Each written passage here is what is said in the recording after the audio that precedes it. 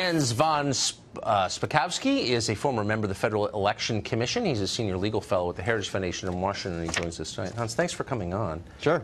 So if it turns out that the Obama campaign received this data, that would be an in-kind contribution, correct? It is, because it's very valuable data. And in fact, the former media director for the Obama campaign said that Facebook actually came to their offices and said, well, we don't normally give this data out, but we're going to let you have it because we favor your campaign. That turns it into potentially an illegal corporate contribution. Well, how would that not be illegal? How would that not be a crime?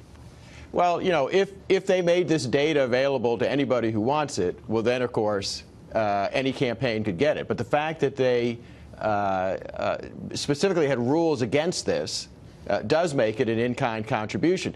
Contrast this with what they did with Cambridge Analytica. Remember, Cambridge Analytica, when they found out about this, they went to Cambridge Analytica and said, you need to destroy this data. You're not supposed to have it. And that tells you that in the one case, they let the campaign have it. In another case, they were saying, well, no, you're not supposed to have this data.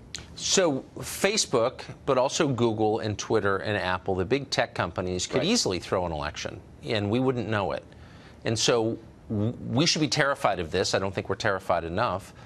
But what is the U.S. Congress, what are the appropriate agencies in the executive branch doing to make sure that these huge companies who have more power than any companies we've ever had in human history are remaining transparent? I mean, we're certain this is not happening. What are they doing to reassure us of that? Well, for example, in the case of the Obama campaign potentially getting a corporate contribution, which is illegal, that ought to be investigated by the Federal Election Commission, where I used to be a commissioner, because it's a potential violation of federal law.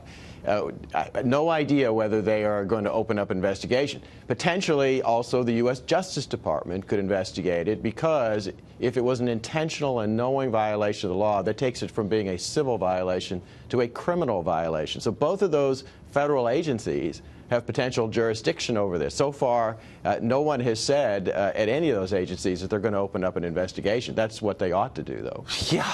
Oh, yeah. Well, if you have lunch with any of your friends, encourage them. I will do that. Thank you very much.